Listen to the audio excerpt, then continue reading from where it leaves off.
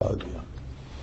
حضور اکرم صلی اللہ تعالی علیہ وآلہ وسلم کے زمانے میں بھی حدیث شریف میں وارد ہے کہ حجۃ الوداع میں کم و بیش 1,40,000 تو صحابہ کرام وہاں جمع تھے۔ 1.5 لاکھ آدمی تو تب بھی تھا، اور سب نے رمی جمار کیا اور شیطان کو کنکریاں ماری، تو 1.5 لاکھ آدمی بھی 3 دن ہر بندہ 7 کنکریاں مارتا رہے تو پہاڑ بن جاتا ہے۔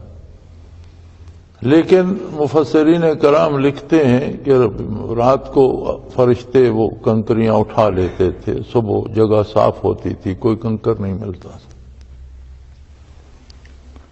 میں نے یہ روایت اسرار التنزیل میں لکھ دی۔ ہمارے ایک مولانا ہوتے تھے، ان کا وصال ہو گیا، اللہ ان پر اپنی رحمتیں فرمائے۔ ہنگو میں ان کا مدرسہ تھا، بڑے اچھے عالم بھی تھے، بہت نیک بھی تھے، صالح آدمی تھے، اور بڑے خوش مزاج بھی تھے۔ تو انہوں نے اسرار التنزیل میں یہ واقعہ پڑھا تو مجھے خط لکھا کہ آپ نے تو لکھ دیا فرشتے کنکریاں لے جاتے ہیں، لیکن میں تو وہاں حج پہ گیا ہوا تھا تو رات کو دیکھا کہ سعودیہ کے جو ٹرک ہیں وہ کنکریاں بھر رہے ہیں۔ تو میں نے انہیں لکھا کہ میں نے لکھا ہے کہ حاجیوں کی کنکریاں فرشتے اٹھا کر لے جاتے ہیں، اور یہ تمام سیرت کی کتابوں میں ملتا ہے۔